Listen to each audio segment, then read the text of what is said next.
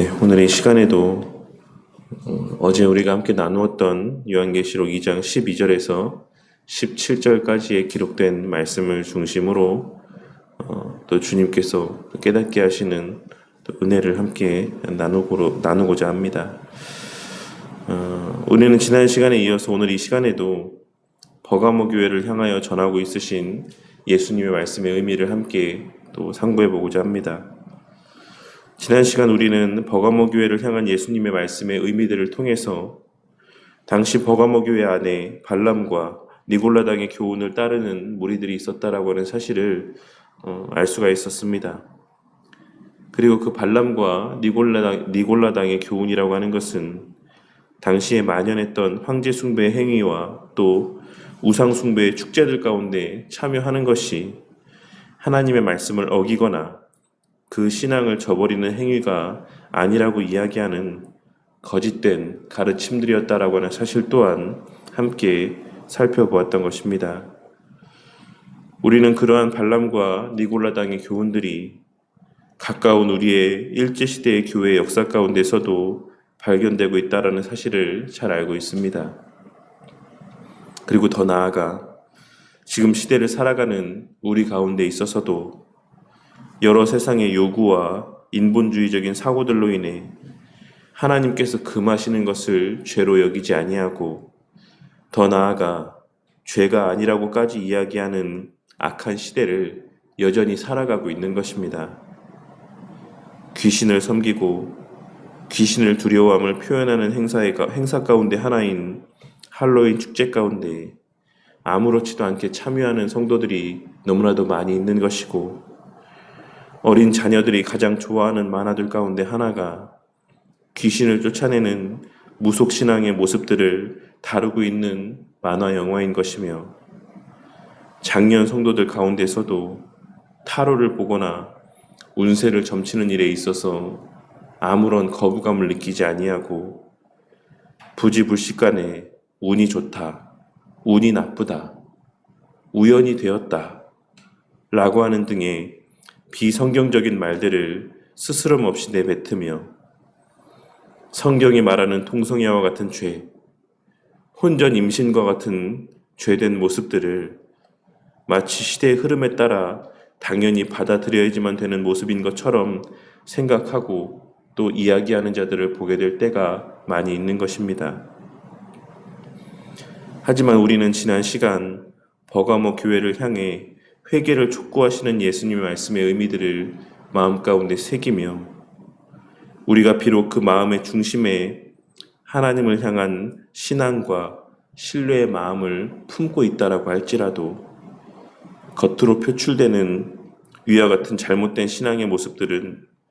결코 하나님께서 용납하시고 기뻐하시는 모습이 아닌 것을 깨닫고 그러한 모습들을 사소한 것으로 치부하며 그냥 아무렇지도 않게 넘기고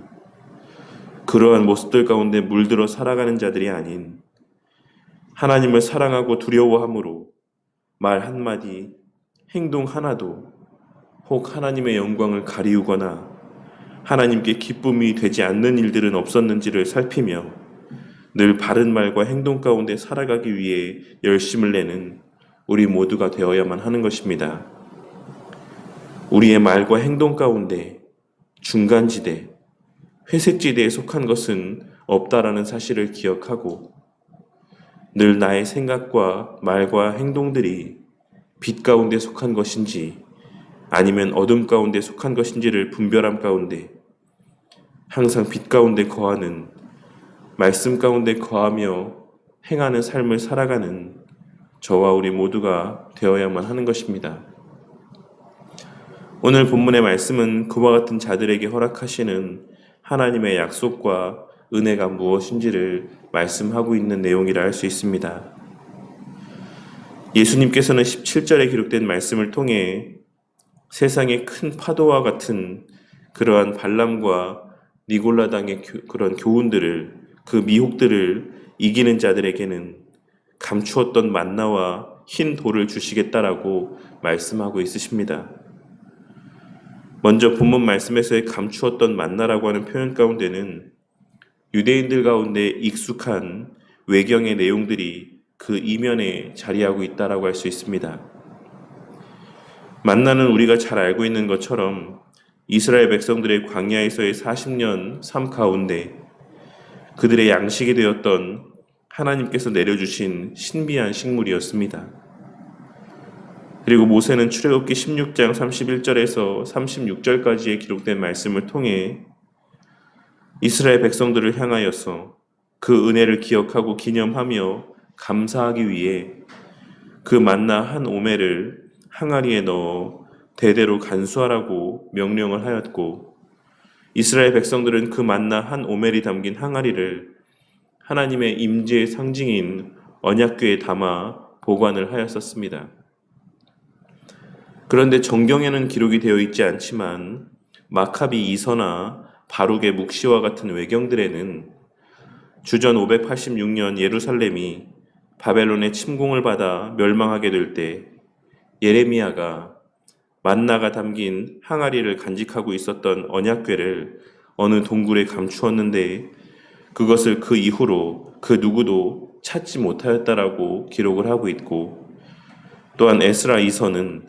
바벨론의 느부갓네살 왕이 예루살렘을 점령하였을 때 만나가 담긴 언약궤를 잃어버리고 다시 찾지 못하였으나 장차 메시아가 도래하여 새 예루살렘이 건설될 때 그 감추었던 만나가 다시 발견될 것이다라고 하는 소망에 대한 내용들이 기록이 되어 있습니다. 그러니 오늘 말씀에서의 감추어진 만나를 주실 것이다라고 하는 약속은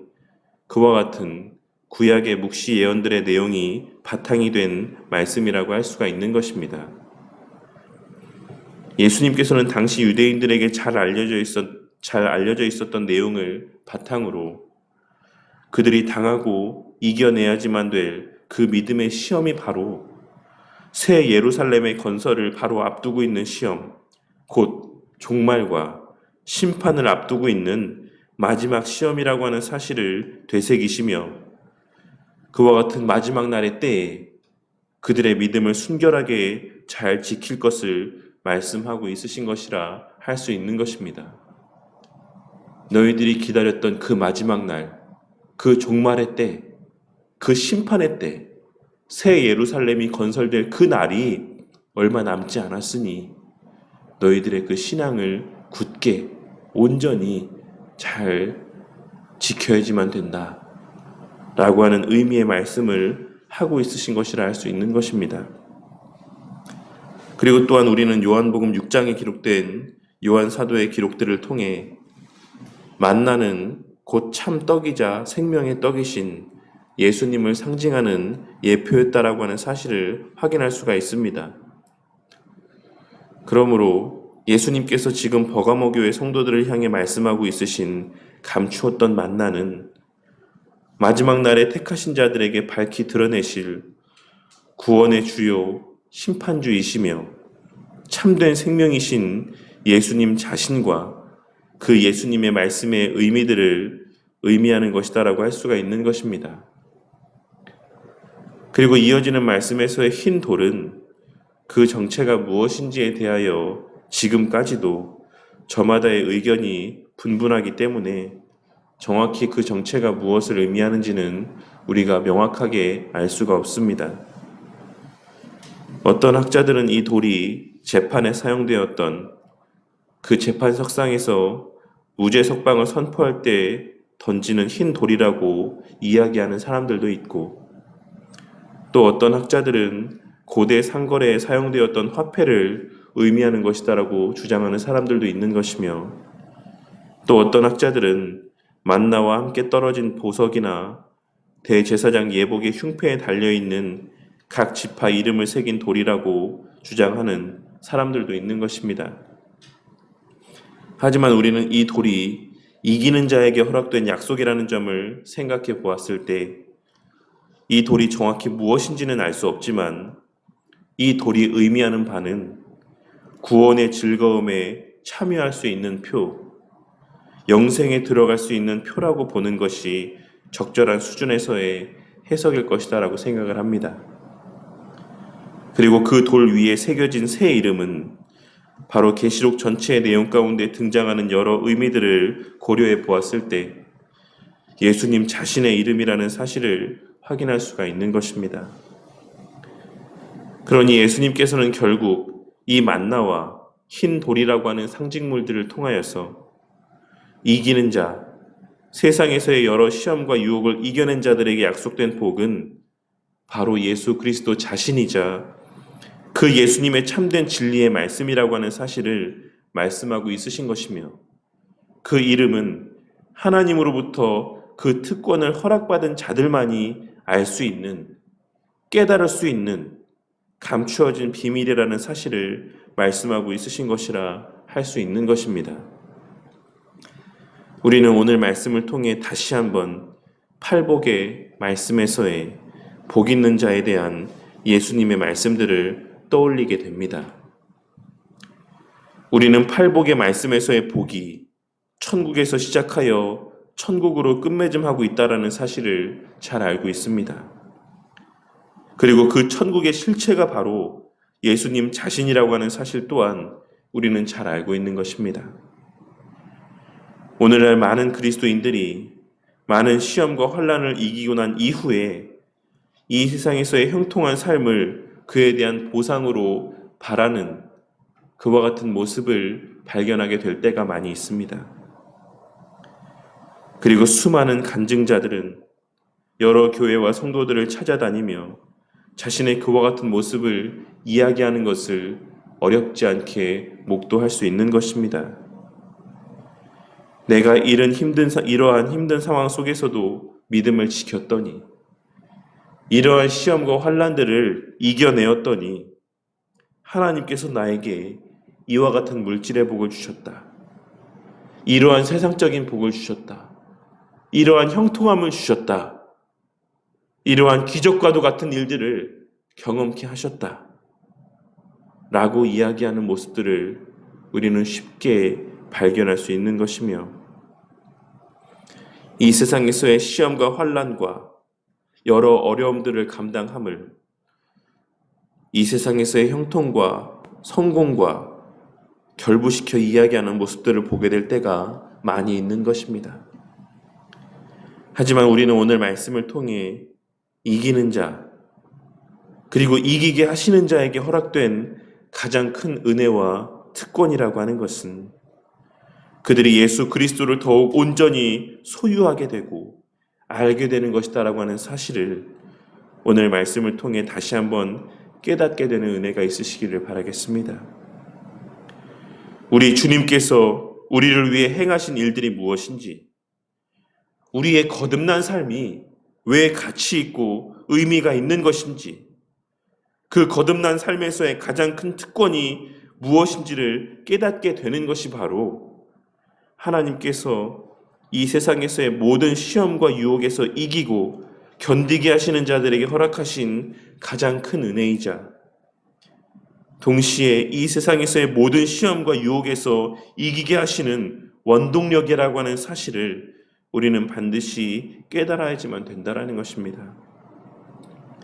물질의 부요함이 우리의 신앙을 강건케 하는 것이 아니고, 이 세상에서의 형통함이 우리의 신앙을 성장시키는 것이 아니고, 우리의 이 세상에서의 잘나감의 모습들이 나의 신앙의 상태를 대변해주고 나타내 보여주는 것이 아니라는 사실을 깨닫고 명심함 가운데 살아가는 저와 우리 모두가 되어야만 한다는 것입니다. 오직 그 이름을 아는 자, 그 이름을 아는 복만이 우리의 신앙을 강건케 하는 것이고 우리의 신앙을 성장시키시는 것이며, 그렇기에 그 우리 주 예수 그리스도의 이름과 그 이름 가운데 담긴 의미들을 깨닫게 되는 것, 우리가 주일 신학 강좌 때에 함께 나누었던 바와 같이 그리스도라고 하는, 기름 부음 받은 자라고 하는 그 이름에 담긴 예수님의 삼중직의 의미를 깨닫고 그로 말미암아 우리에게 허락된 은혜와 특권이 무엇인지를 온전히 깨닫게 되는 것이야말로 우리의 신앙의 원동력이 되는 것이며, 유일한 힘이 되는 것이다라고 하는 사실을, 그것이 바로 성도에게 허락된 가장 큰 은혜요 복이자 특권이라는 사실을 우리는 깨달아야지만 되는 것입니다. 오늘 말씀을 통해 우리 주님께서 당신의 택한 백성들에게 허락하신 은혜와 또한 계속하여 허락하실 은혜가 무엇인지를 이 말씀을 통해 다시 한번 깨닫게 되므로 이미 우리에게 허락하신 그 은혜로 말미암아 늘 기뻐하고 감사하며 감추어졌던 만나가 다시 세상 가운데 밝히 드러난 이 종말의 때, 주님 다시 오실 그 날을 코앞에 둔 이 마지막 날의 때를 그 은혜로 말미암아, 그 특권으로 말미암아 앞으로도 계속하여 이기고 승리하는 삶으로 장식하며 나아가는 저와 우리 모두가 되시기를 주님의 이름으로 간절히 축원합니다.